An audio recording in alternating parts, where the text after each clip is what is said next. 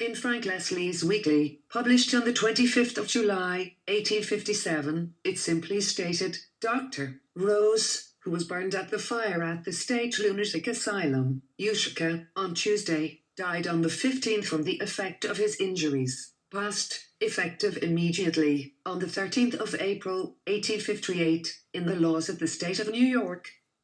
Chapter 162 is an act for the relief of Sophronia E. Rose, widow, and of Clarence H. Rose, only child, and heir at law, of Dr. Lauren F. Rose, deceased. The law was designed to compensate the widow and son of Dr. Rose in the amount of $5,000. The act specifies that Rose succumbed to injuries received at the burning, and that Dr. Rose sustained the injuries while in the act of saving the property of the state and rescuing the inmates of said institution. One fireman also did not survive the fire and his remains found in the institution, his charred hands still holding vessels. The failed attempts at putting out the fire that generated a 5-county response was at the root of city planning and asylum planning efforts that followed the fire, particularly concerning accessing the Erie Canal, which proved too far away from the Utica State Lunatic Asylum, and uphill to have the contraptions they tried to concoct matter. The building burned itself to the ground,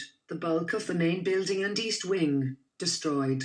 Only the exterior of the stone barn, which had been full with hay and straw, survived the fire. Yes, indeed, there was a fire at the Utica State Lunatic Asylum on the morning of Bastille Day, the 14th of July, 1857.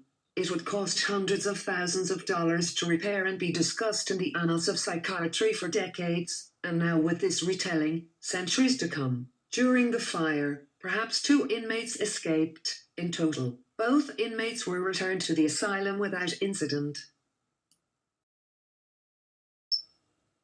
This journey here brings us to the reading room at the State Archives, and by chance the person who brought the opal out for viewing mentioned one of the only things they remembered about writings in the opal was a funny story about one of the patients escaping after a fire at the institution, a lead to an unanswered question. What can be learned about the fire at the Utica State Lunatic Asylum? The July 1857 issue of the Opal included an article entitled Travels of a Runaway Lunatic, written by H.S. In this brief recounting, H.S. tells the tale of their run from the institution during the fire and what they were able to do prior to capture after the inmate escape, and the subsequent 11 days away from the Utica State Lunatic Asylum, after it was set ablaze on Bastille Day, the 14th of July, 1857. A Bastille Day motive not been proven, but a question will remain of Bastille Day, or a remembrance of the storming of the Bastille during the French Revolution in 1789, played any role in when the fire was set.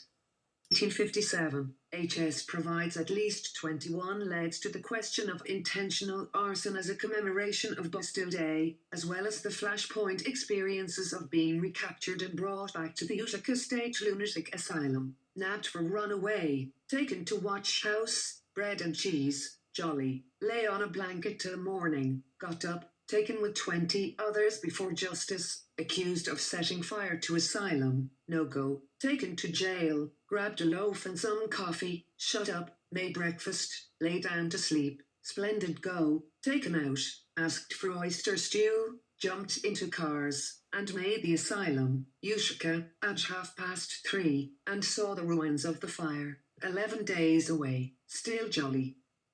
There was definitely a fire at the Utica State Lunatic Asylum. One of the inmates was definitely convicted for arson. Spurs had been an inmate at the Utica State Lunatic Asylum due to a plea of not guilty by reason of insanity. The charge was arson. Spurs was said to be insane and committed to the Utica State Lunatic Asylum from 1850 through 1856, under court order by the Court of Oneida Lawyer and Terminer, while civilly confined to the institution.